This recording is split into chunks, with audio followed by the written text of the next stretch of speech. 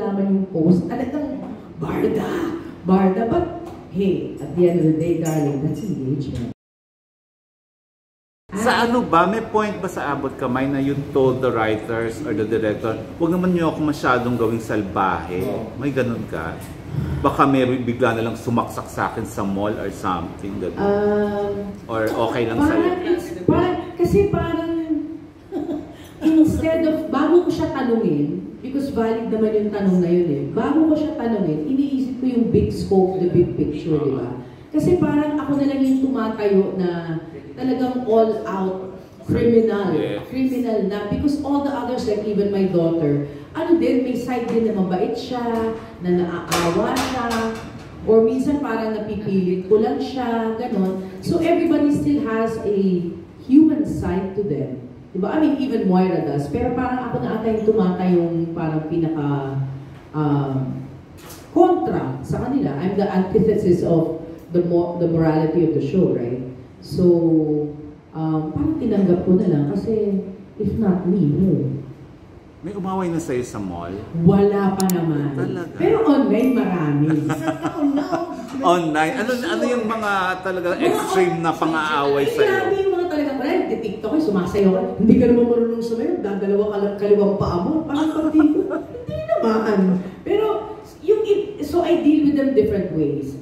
Yung iba, pag talagang bastos na, or like their slurs, or their talagang cussing, or talagang yung hindi lang nadala sa story ha. Minsan, ini-screenshot ko, tapos pinopost ko. So para naman may accountability tayo ng konti, diba? Pero yung mga nadadala lang sa show, okay lang yun. Kasi if you really know the power of storytelling, you know na may madadala at madadala. Kaya nga kayo nandyan, di ba? Para madala sila sa kwento nyo. So, yun, I think if anything, Abot Kamay is a testament to the power of storytelling and the brilliance of the creative team. Pero may na-encounter na po kayo physical na? Wala pa naman.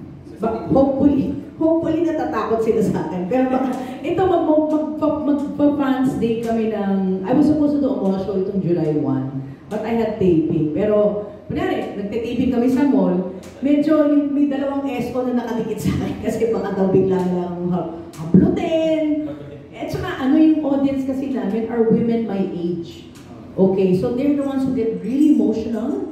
They're the ones who have time to stay at home and watch the show, right? Kasi a lot of people watch it after work, sa YouTube, sa Facebook.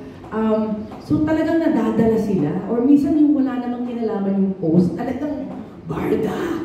But hey, at the end of the day, darling, that's engagement. Yes. Diba? In the world of social media, kung iintindihin mo sa ganung paraan. Pero minsan talagang masakit sila magsalita.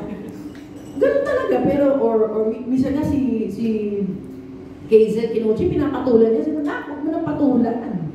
Pumapatol si minsan, Zoe. minsan din naman ako, pag yung mga so I simply, if I don't screenshot them, I report them and then I block them because parang after a while, parang let's draw the line din naman, di ba? So, may netizen na nag-start ng hashtag, hate the character, love the actress. So, in-adopt namin yun. So, parang feeling ko naman na there's always opportunity to educate your community. Diba? Like yung followers ko sa Facebook, followers sa TikTok. There's an opportunity always to turn something not so nice into something nice. So, let's use that.